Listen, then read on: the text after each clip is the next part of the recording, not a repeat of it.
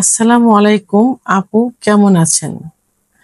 আপু, আমি আপনার ফেসবুকের ভিডিওগুলো সব দেখি।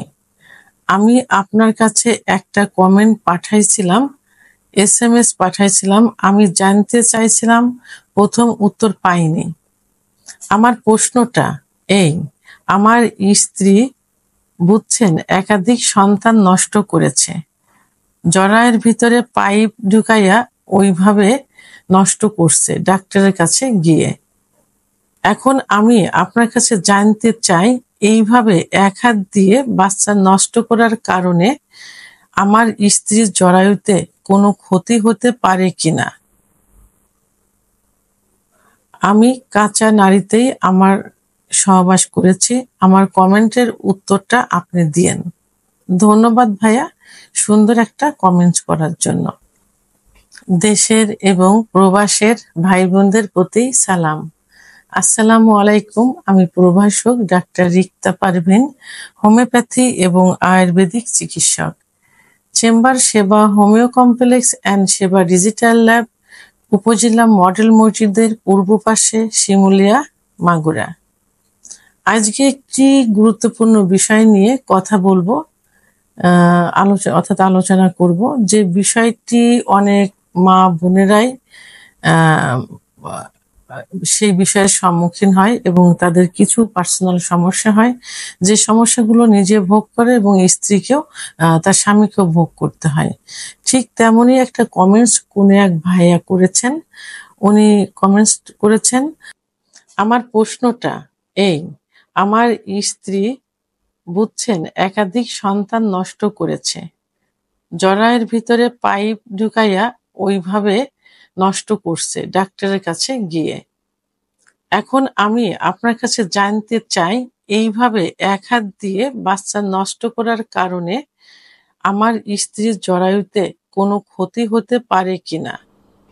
কমেন্টসটা এমন যে আপনার স্ত্রী একাধিকবার বাচ্চা নষ্ট করেছে এবং আপনার ধারণা যে হাত দিয়ে করেছে।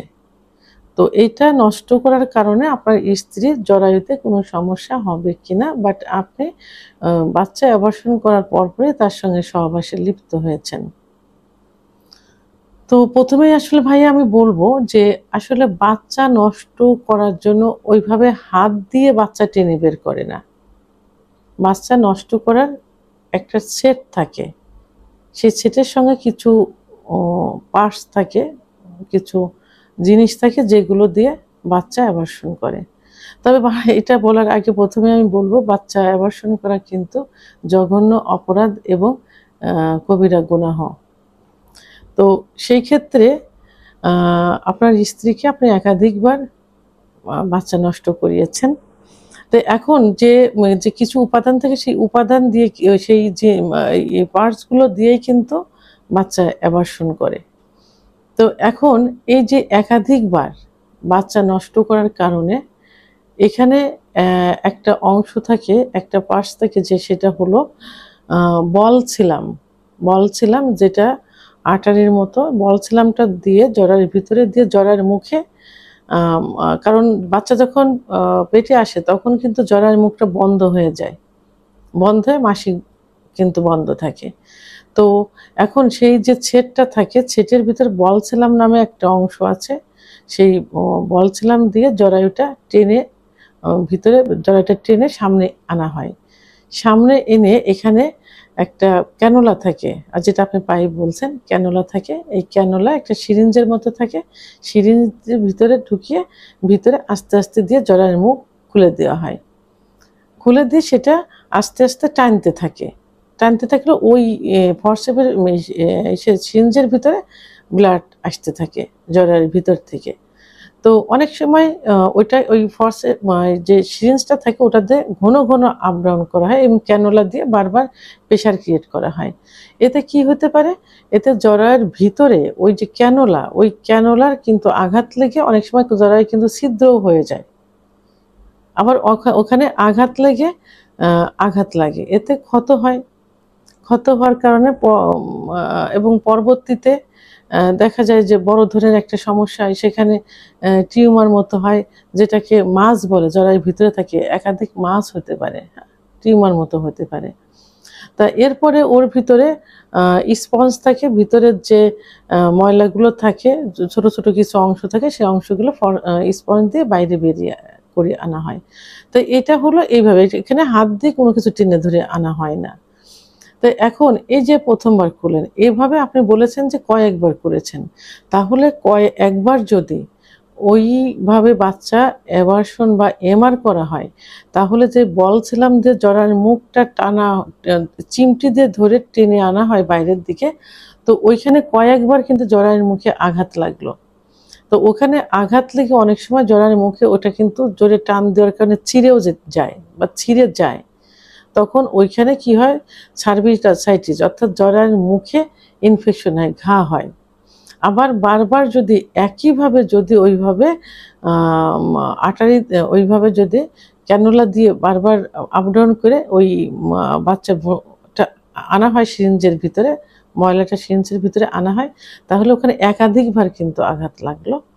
আর স্পঞ্জ দিয়ে আনার সময় অনেক সময় আঘাত লাগতে পারে। যাই হোক, তো এভাবে কি হলো, আপনার আবার তারপরে যদি আবার সহবাস করা যায় ওই অবস্থায়, তাহলে কিন্তু আঘাতটা আরো বেশি লাগলো। তো এখন পরবর্তীতে জরায়ের ভিতরে মাস হয়ে যাবে, অর্থাৎ ইনফেকশন হয়ে যাবে, একটা টিউমার মতো হয়ে যাবে। অনেকের বললাম হয়ে যায়, জরায়ু ছিদ্র হয়ে যায়, তখন কিন্তু অপারেশন করে জরায়ু ফেলে দেওয়া লাগে। তো এখন আপনার স্ত্রী কি হয়েছে জানি না, তবে যেটা হয় ভিতরে মাস হয়ে যায় বা টিউমার, তো তখন ওইটা থেকে কিন্তু আস্তে আস্তে ক্যান্সার হতে পারে, এবং এটা কয়েকটা কিন্তু হয়ে যায় আঘাত লাগার কারণে। যেটা আবার এদিকে জরায়ুর মুখে বলসালাম দিয়ে ধরার কারণে ওখানে যে চিড়ে যায়, আঘাত লাগে, ওর থেকে ওখানে পলিপস হতে পারে, টিউমার, মানে আলাদা, নাকের যেমন পলিপস হয় আলাদা একটা মাংস, ওরকম একটা আলাদা মাংস বাড়তে পারে। তো এর কারণে সার্ভিসাইটিস, জরায়ুর মুখে ইনফেকশন, ঘা হয়, এর থেকে কিন্তু ক্যান্সার হয়।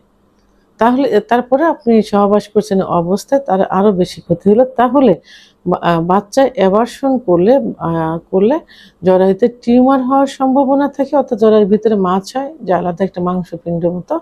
আবার জরায়ুর মুখে পলিপস হয়, ইনফেকশন হয়। তো উভয় ক্ষেত্রে কিন্তু ক্যান্সার হওয়ার সম্ভাবনা থেকে যায়। তো এই জন্য আপনার স্ত্রীর যে এটা হবে না এর কোনো নিশ্চয়তা নেই, আপনি আপনার স্ত্রীকে পরীক্ষা নিরীক্ষা করতে পারেন, এবং পরবর্তীতে যাতে এই সমস্যাটা না হয়, বারবার যেন বাচ্চা নষ্ট করে আপনি গুনার দিকে না যান, এবং এখনই তওবা করতে হবে। আর আপনার স্ত্রীর যে সমস্যা হতে পারে, এটা আপনি একটা ডাক্তার দেখান, গাইনি ডাক্তার দেখাতে হবে, উনি কিছু পরীক্ষা নিরীক্ষা দিবেন, পরীক্ষা আলট্রাসাউন্ড এবং জরায়ুর মুখে পরীক্ষা করবেন, ভায়া টেস্ট এগুলো করবেন, এবং জরায়ুর মুখে সার্ভিসাইটিস আছে কিনা পরীক্ষাগুলো করলে কনফার্ম হওয়া যাবে যে তার কিছু হয়েছে কিনা, পরবর্তীতে কিছু হবে কিনা। ভিডিওটি সম্পর্কে যদি কোনো মতামত থেকে থাকে অবশ্যই কমেন্টসের মাধ্যমে জানাবেন। আর ভিডিওটি ভালো লাগলে লাইক, কমেন্ট, সাবস্ক্রাইব করে আমার সঙ্গে থাকুন। আল্লাহ হাফেজ।